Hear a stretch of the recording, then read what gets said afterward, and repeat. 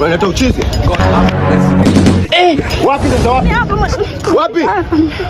Karibu brother, karibu brother. Karibu nani? Nani?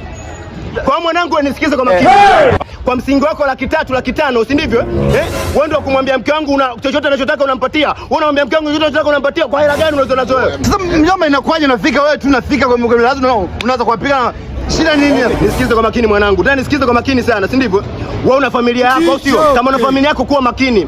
Hii ni biashara, natambua kabisa unalisha familia yako, sijui kama umepanga, sijui una nini, una familia unasomesha au sio? Huyu mwanamke tu anaanza kutumia pesa zako, mwisho wa siku akafuata na msingi kufilisika au sio?